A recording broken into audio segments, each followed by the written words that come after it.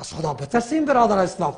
این کارها را نکنین. در اسلام نشه شاید هیچ. حاجی صاحب محترم از خدا قبول کنه حجش آمد، از خانه خدا آمد بیسا در وطن پایان شد، تکس دیگه که خدا بگیره در خانه خود بیاید. اولین کاری که میکنیم میریم زیارتش میکنیم، از برکات و فیوزاتش مستفید میشیم. منتظر از این نشیم که برای ما تو زمزم بده، برای ما تو خرما بده، با 3-4 تا دیگه پشت دروازه منتظر جای نماز میشیم. از خدا بترسیم برادر اسلام. چرا مردم با تکلیف میسازیم؟ ببینید که امروز ما شما چقدر از اسلام فاصله گرفتیم در رابطه با عزاداری های ما و شما.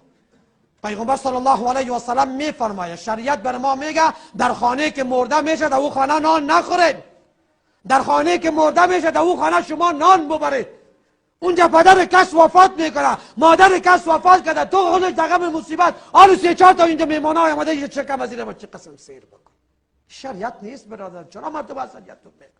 مشکل ما تو در اینجاست که اسلام نه خود ما تو عمل کردیم، نه از دین ما تو خود ما استفاده کردیم، نه سعادت و خوشبختی از دین خود ما بهره مند شدیم، بلکه دیگرها را هم محروم ساختیم. دیگرها کسون ما تو سعی میکنن از دین بیزار میشن برادر اسلام.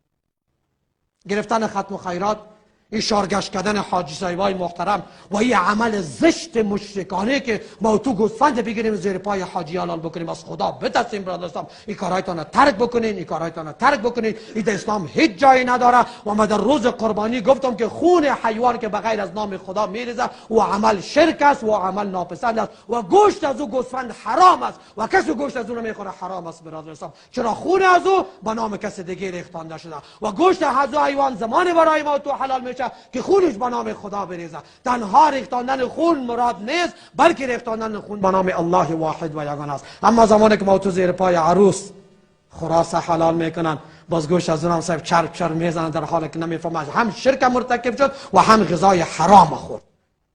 و بالاخره حاجی صاحب محترم که از مکان توحید و یگانگی الله آمده، پاش در اینجا نمیرسه که همه اعمالش ما تو میکنیم برباد میکنیم. و از این که بدتر که باز خود حاجی صاحب از اونجا تلفن کنه برای ما تو وصیت کنه که او باشه 1-3-4 تا بره بگی خوب چله باشه که باز ما آمدیم باز زیر پای از خدا.